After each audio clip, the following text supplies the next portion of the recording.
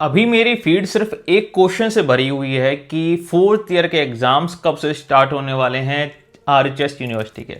तो देखो, पहले तो तुम्हें ये जल्दी थी कि एग्जाम पोस्टपोन कब होंगे। भाई युद्ध चल रहा है, सब जगह कैंसिल हो रहे हैं, पोस्टपोन हो रहे हैं, हमारे कब पोस्टपोन होंगे, पहले तो तुम्हें ये जल्दी थी। अब तुम्हें ये जल्दी है कि जल्दी से जल्दी डेट शीट आए कि हमारे एग्जाम्स होने कब वाले हैं। तो देखो, जिन लोगों ने पर्सनली मुझसे क्वेश्चन पूछा था, इंस्टा पे जो मैसेज किए थे, बहुत सारे मैसेज थे, तो उसमें मैंने सिर्फ एक जवाब दिया था, एक डेट बताई थी। 11-12 तारीख से वही डेट बता रहा हूँ मैं। आज भी वही डेट बताऊंगा कि आप मान के चलिए कि कितनी तारीख को होने वाले हैं, वो चलो थोड़ी देर में बताएंगे।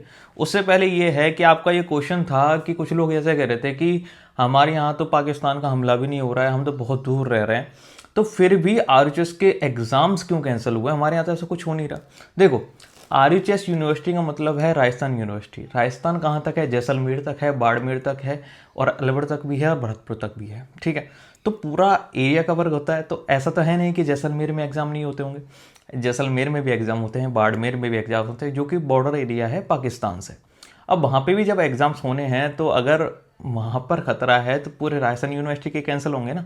तो पूरी राजस्थान यूनिवर्सिटी के कैंसिल हुए। तो शुरुआत कहाँ से हुई थी?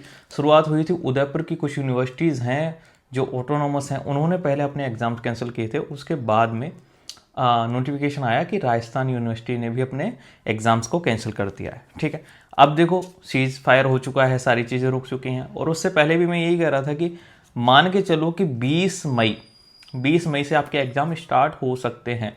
अब आप लोग में से कुछ लोग सोच सकते हैं कि अगर आप आज ये वीडियो देख रहे हैं, आज ये शूट हो रही है, तो आज 15 मई है। 15 मई है और 20 तारीख, तो मैं 11-12 तारीख से भी यही कह रहा हूँ कि 20 मई मान के चलो। क्यों मान के चलो? कि 20 मई से पहले तो वैसे तो होने हैं नहीं। ठीक है, क्योंकि इतना टाइम तो यूनिवर्सिटी भी देगी आपको। 20 मई आप मान के चलें। तैयारी आप उसके अकॉर्डिंग करें कि आपका पहला एग्ज़ाम 20 मई होगा। और चांसेस सबसे ज़्यादा ये हैं इस चीज़ में कि भाई आपको जो पहले 2-2 दिन का गैप मिल रहा था ना एग्ज़ाम्स में, अब हो सकता है कि वो गैप कम हो जाए। हाँ, गैप कम हो सकता है। क्यों कम हो सकता है? क्योंकि यूनिवर्सिटी को अपने पेपर टाइम पे करवाने हैं, जल्दी करवाने हैं, और करवाने भी चाहिए। क्यों करवाने चाहिए?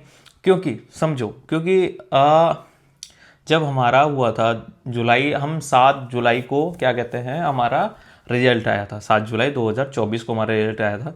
और जब रजिस्ट्रेशन की बात आई, क्यों रजिस्ट्रेशन क्यों जरूरत है? क्योंकि सितंबर में होता है नोट सेट का एग्ज़ाम, और उससे पहले आपका रजिस्ट्रेशन आना जरूरी है। सितंबर में एग्ज़ाम होता है, तो हमारे टाइम पे शायद 20 अगस्त लास्ट डेट ही थी नोट सेट के फॉर्म को फिल करने की। और मेरा 20 तारीख को ही आया था रजिस्ट्रेशन नंबर। ठीक है, तो वो रजिस्ट्रेशन नंबर आने में भी टाइम लगता है, तो तुम्हारा रिजल्ट भी देना है, एग्जाम्स भी कंडक्ट करवाने हैं, प्रैक्टिकल करवाने, सारी चीज़ें कन्वर्ट करवा के तुमको एलिजिबल करना है कि आप नोट सेट दे पाएँ। यूनिवर्सिटी ट्राई करती है, हमारी जो राजस्थान यूनिवर्सिटी वो ट्राई करती है कि आपका रजिस्ट्रेशन नंबर वो दे दे, जिससे आपकी फॉर्म फिल कर पाएँ।